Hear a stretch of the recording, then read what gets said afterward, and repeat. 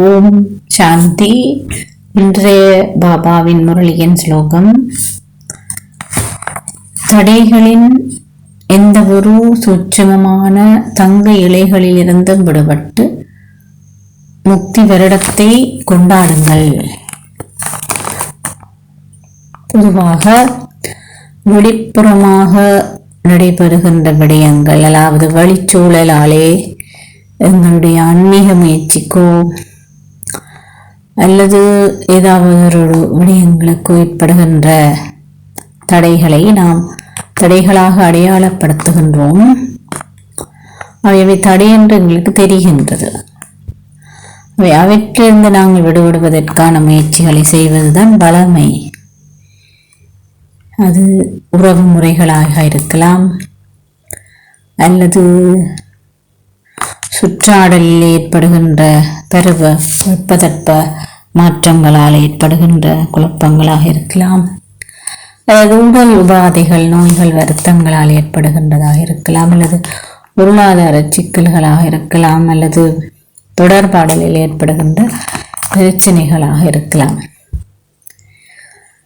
இவற்றை நாம் தடையென்று நாம் வெளிப்புறமாகவே தெரிந்து கொள்வதன் மூலம் நாங்கள் அவற்றிலிருந்து விடுபட வேண்டும், அல்லது அவை இருக்கின்றன என்ற ஒரு விழிப்புணர்வு எங்களுக்கு வெளிப்படையாக தெரிகிறது.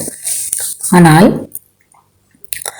பெரும்பான்மையானவர்களுக்கு இருக்கின்ற பிரச்சனையே தங்களுடைய மனதில் ஏற்படுகின்ற எண்ணங்கள், தங்களுடைய சொந்த பலவீனங்கள் எப்படி தங்களுடைய முன்னேற்றத்துக்கு ஒரு பெரிய தடையாக இருக்கின்றது என்பதனை புரிந்து கொள்ள முடியாமை.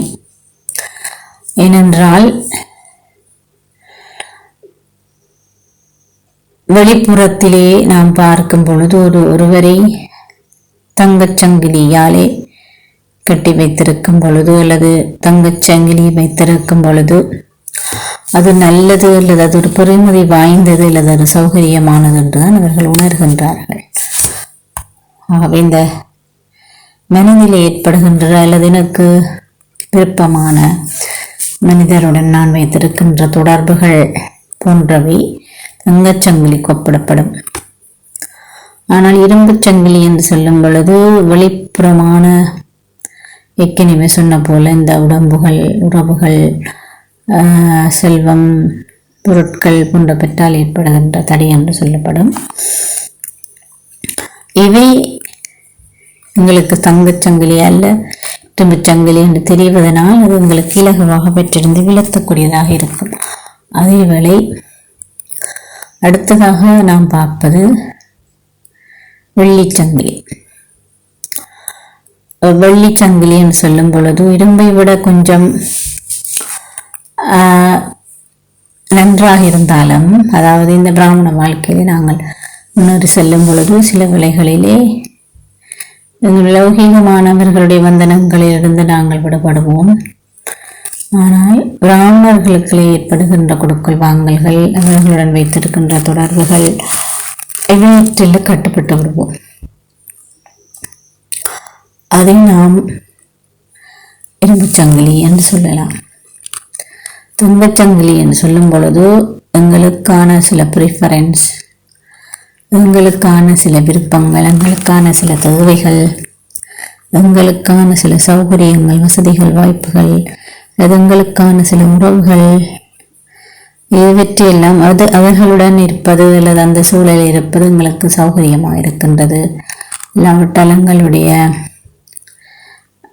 விருப்பங்களை அவர்கள் நிறைவேற்றுகின்றார்கள். இந்த மாதிரியான உணர்வுகள் எல்லாமே தங்கச்சங்கிலிக்கு உட்படப்படும். ஞானம் நாம் படித்ததனுடைய சாரம்சமே நானும் பாபாவும் என்று அனைத்தையும் நாம் செய்ய வேண்டும், பாபாவுக்கு சமனாக வர வேண்டும் என்பது நமக்கு எல்லாருக்குமே தெரியும். அப்படி இருந்தாலும் நம்ம அறியாமலே நாங்கள் இவ்வாறு எங்கள் மனதிலே பிடித்து வைத்திருக்கின்ற பல விடயங்கள் மூலம் இந்த தங்க சங்கிலிகளிலே சிக்கிக்கொள்கிறோம்.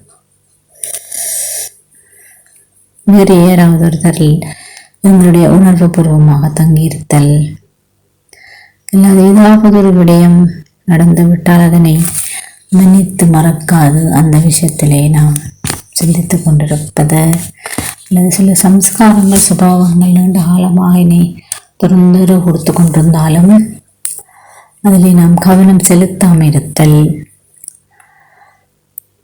பரவாயில்லை அது எல்லாருக்கும் இப்படித்தான் இருக்குது, எனக்கு இருந்தால் என்ன, நான் பாபாண்ட பிள்ளை தானே, பாபா என்னை பார்த்துட்டு தானே இருக்காரு, நான் எப்படின்னாலும் கடைசியில் அதை வென்றுடுவன், இந்த மாதிரியான வசனங்களை பேசிக்கொண்டு எங்களை மனசுக்கு நாங்களே திருப்திப்படுத்திட்டு நாங்கள் இதில் இந்த வென்றுவோம்னு சொல்லி எங்களை ஏமாற்றி கொண்டு இருப்பது சங்கச்சங்கின் ஒரு வடிவம். சில விடயங்கள் சிலருக்கு தங்களுடைய சொந்த இடத்திலோ ஆழமான பெற்றிருக்கும். சில நடந்த சம்பவங்களை மறக்க தெரியாதண்டில்லை, மறக்க தெரியும் மற்றும் மறக்க வேண்டும் என்று தெரியும் என்றாலும் அதை விட்டு அவர்களுக்கு அசௌகரியமான ஒரு உணர்வு ஏற்படும் என நினைச்சு அந்த சம்பவங்களை பிடிச்சு வச்சிருப்பாங்க. இப்படி இந்த மாதிரியான நிறைய சூட்சமமான இலைகள் அவர்களை இறைவனுக்கு நெருக்கமாக வருவதற்கு தடையாக இருக்கின்றது. என்னென்னா, அவர்கள் யோகத்தில் அமரும் பொழுது யோகம் செய்ய முடியாது. எந்த ஒரு மனுஷரையோ பொருட்களையோ சம்பவங்களையோ உறவுகளையோ சரீரத்தை நினைக்கின்றவர் யோகி அல்ல என்று பக்தாதா சொன்னது எங்களுக்கு நல்லாவே தெரியும். அவை இந்த மாதிரியான நினைவில் இருக்கிறாள், இந்த மாதிரியான சிந்தனை இருக்கிறாளுடைய புத்தி அடிக்கடி இந்த மாதிரி விஷயங்கள்லாம் ஓடி போகும்.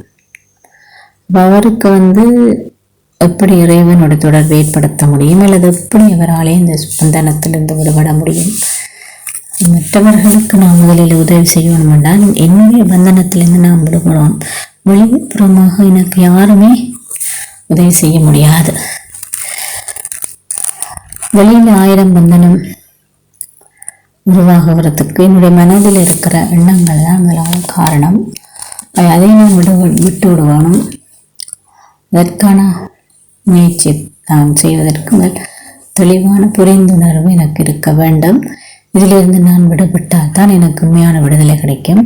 அப்போதான் என்ன 4 பேரை விடுவிக்க முடியும் என்ற அந்த தெளிவு இருந்தால் தான் சரியான வெற்றியை நான் பெற முடியும். ஆகவே நாங்களும் இவ்வாறு நம்முடைய சிந்தனைகளை ஒரு மணித்தாளத்துக்கு ஒருக்காக நிப்பாட்டி கடந்த சிந்தனை அல்லது கடந்த நிமிடத்திலே என்னுடைய எண்ணம் எங்கு சென்றது, ஹலோ மனமே நீ எங்கு நிற்கின்றாய், யாரை நினைத்தாய் அல்லது எதை நினைத்தாய், எது உன்னை குழப்பமடைய வைத்தது, இந்த மாதிரியான கேள்விகளை கேட்டு, அதாவது டிராஃபிக் கண்ட்ரோல் என்று நாங்கள் சொல்கிறோம்.